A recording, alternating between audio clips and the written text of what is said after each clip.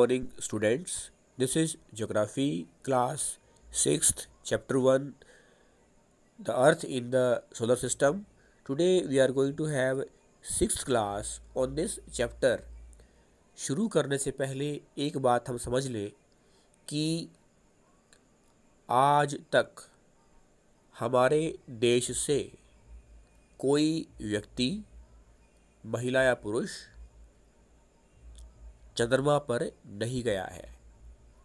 राकेश शर्मा अंतरिक्ष में जाने वाले पहले भारतीय अवश्य हैं। हालांकि उनके बाद सुनीता विलियम्स और कल्पना चावला भी अंतरिक्ष में जा चुके हैं।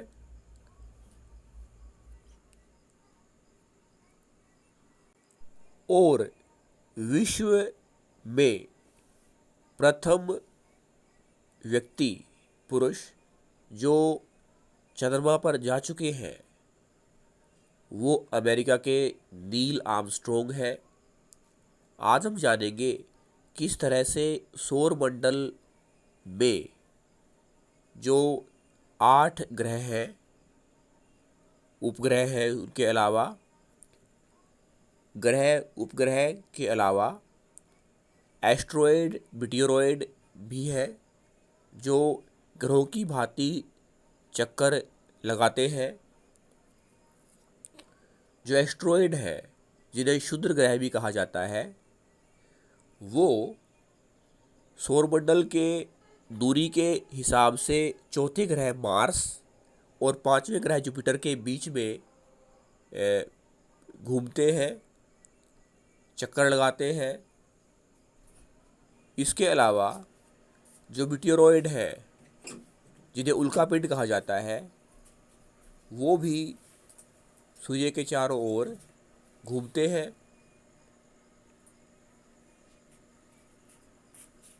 एस्ट्रॉयड यानी क्षुद्र ग्रह, apart from the stars, planets and satellites, there are numerous tiny bodies which also move around the sun. तारे, ग्रह और उपग्रह के अलावा असंख्य लघु आकाशीय पिंड जो सूर्य के चारों चक्कर लगाते हैं, उनमें हम बात करते हैं एस्ट्रॉयड्स की। These bodies are called asteroids, क्षुद्र ग्रह। They are found between the orbits of Mars and Jupiter.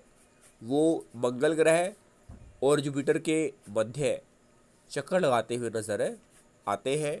Scientists are of the view that asteroids are parts of the planet which exploded many years back. वैज्ञानिकों का विचार है कि क्षुद्र ग्रह भी कभी ग्रहों का ही हिस्सा थे जो बाद में टूटकर अलग हो गए। मीटियोरॉइड्स यानी उल्कापिंड, the small pieces of rocks which move around the sun are called meteoroids.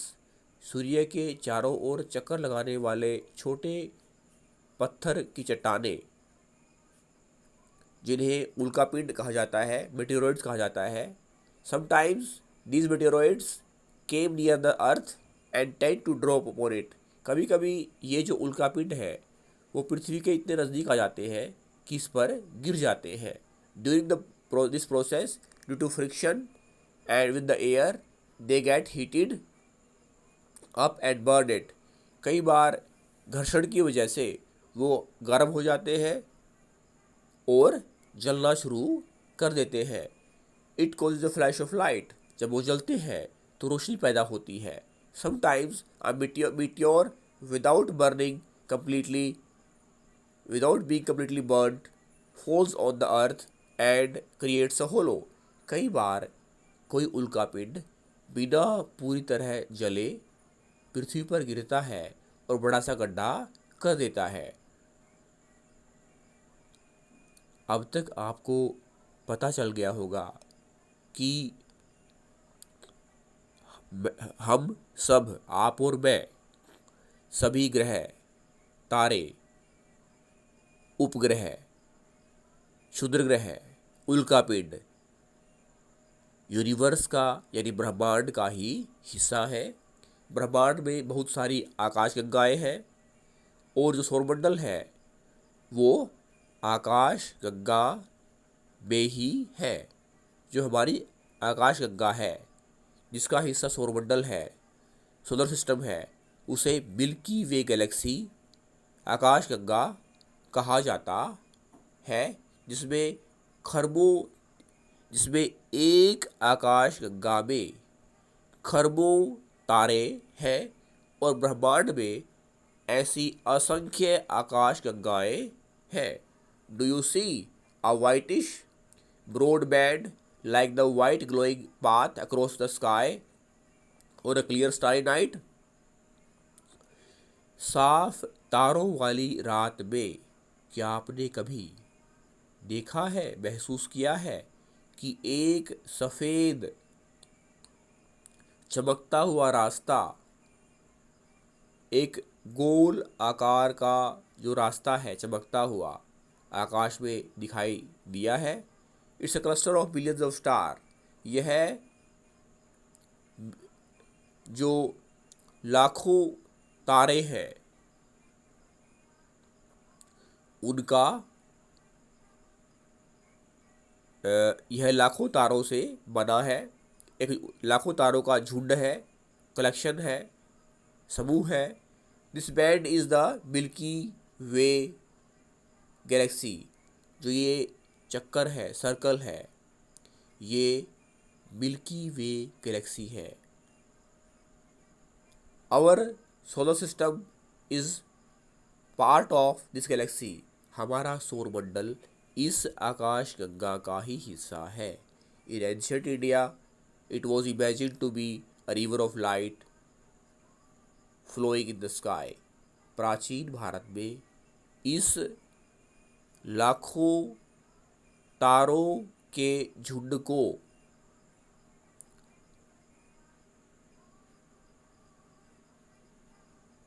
एक रोशनी की नदी के रूप में देखा जाता था, कल्पना की जाती थी। दस इट वॉज नेम्ड आकाश गंगा। इसलिए इसे आकाश गंगा कहा गया।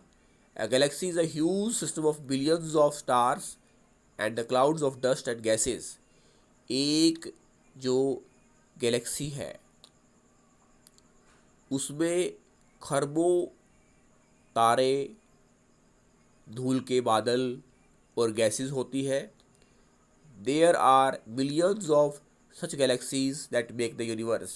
ऐसी लाखों जो गैलेक्सी है जिनसे ब्रह्मांड का, यूनिवर्स का निर्माण हुआ है। It's difficult to imagine how big the universe is. यह हमारी कल्पना से परे है कि यूनिवर्स कितना बड़ा है। Scientists are still trying to find out more and more about it. We are not certain about its size, but we know that all of us, you and I, belong to this universe. यह कहना तो कल्पना के परे है कि universe का जो आकार है वो कितना बड़ा है, लेकिन आप और मैं इस यूनिवर्स का ही हिस्सा है, ये स्पष्ट है।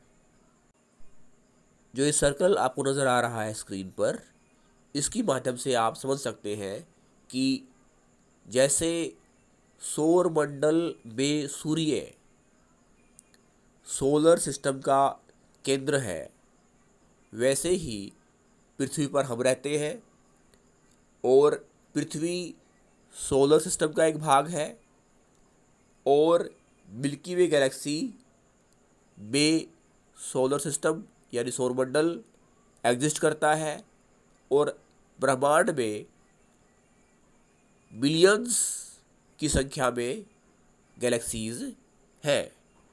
अगली क्लास में हम इस चैप्टर से जुड़े हुए क्वेश्चन आंसर सॉल्व करेंगे।